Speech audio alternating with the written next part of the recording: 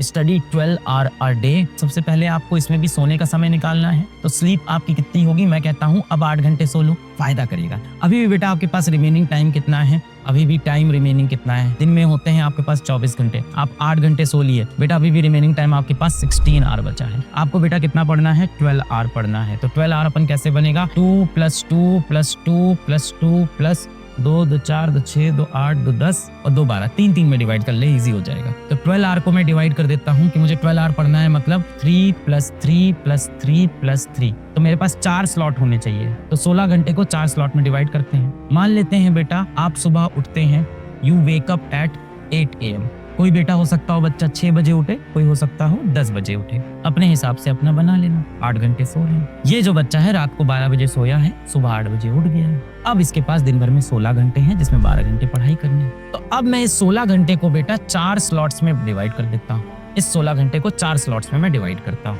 8 बजे उठा है मान रहे हैं, एक हो गया 8 AM से इसका 12 PM पहला स्लॉट, दूसरा हो गया 12 PM से 4 PM का स्लॉट, तीसरा हो गया 4 PM से 8 PM का स्लॉट, और चौथा हो जाएगा बेटा 8 PM से रात वाला 12 AM का स्लॉट। अब ये 4-4 घंटे के स्लॉट हैं और आपको हर बार 3-3 घंटे पढ़ने हैं। यहाँ आपके पास 4 आवर्स हैं, आपको कितना पढ़ना है? 3 आवर आउट ऑफ 4।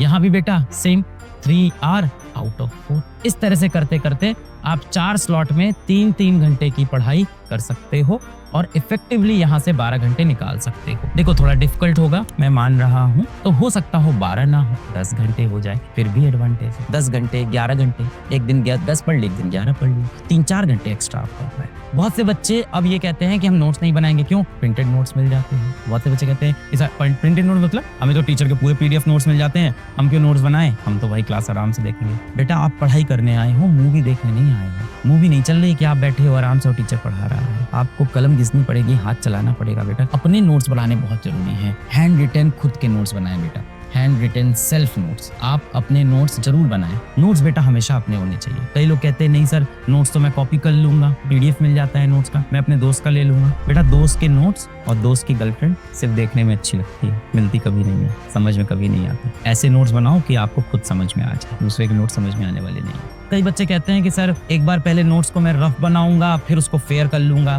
पहले एक बार रफली बनाएंगे, फिर क्लास के बाद उसको फेयर करेंगे। कई बच्चे ऑफलाइन कोचिंग करते हैं कि हम यहाँ रफ नोट्स बनाएंगे, घर जाके फेयर करेंगे। बेटा आप सिर्फ समय बर्बाद कर रहे हैं। एग्जाम में आपकी हैंड राइटिंग के नंबर नहीं मिलते थैंकफुली। तो आपके पिताजी चाहे आपको कितना डांटें कि कचरे जैसी राइटिंग है, कूड़े जैसा लिखता है, तुम्हारे अक्षर एकदम गंदे लगते हैं, कोई फर्क नहीं पड़ता बेटा। आपका एग्जाम तब भी निकल सकता है, आप डॉक्टर बन सकते हो, IITN बन सकते हो। तो जितने भी लोगों की गंदी बुरी हैंड राइटिंग है, हम सब जीत सकते हैं। मैं भी आपके साथ हूँ, बहुत गंदी हैंड राइटिंग है, मैं बहुत क्रिटिसाइज होता था। तो बेटा रफ को वापस फेयर करना, ये सब नहीं करना है। सिर्फ ऐसे नोट्स बनाने हैं जो आपको खुद समझ में आ जाए। कई बच्चे कहते हैं कि हम पेपर बचाएंगे, ज्यादा पेपर नहीं वेस्ट करेंगे, एक ही पेज में घुसा घुसा के चिपका के लिखेंगे। नहीं बेटा, पेज दे के लिखिए ताकि आपका वापस रिवाइज करने का मन हो, अपने नोट्स पढ़ने का मन हो। वरना एक पेज आपने खोला, पूरा भरा हुआ है, उसके अंदर 4 क्वेश्चन 6 क्वेश्चन एकदम दबा दबा के लिखे हुए हैं, डर लगेगा भाई पेज पढ़ना। अगर पेज अच्छे से लिखा होगा, खुला खुला होगा, जगह होगी, हैंडराइटिंग अच्छी हो या गंदी, उससे फर्क नहीं पड़ता। स्पेस तो आप दे सकते हो ना, कंजूसी तो भाई आपके यहाँ है। तो सेव पेपर बाद में कर लेंगे, एनवायरमेंट के लिए कुछ बना लेंगे, पर जगह छोड़ छोड़ के बेटा आप आराम से लिखिए ताकि रिवाइज करते वक्त प्रेशर ना बने। एग्जाम में आपको सिर्फ 2 चीजें याद रहती है, ये बात मेरी याद रखना। सिर्फ 2 चीजें याद रहती है। पहली वो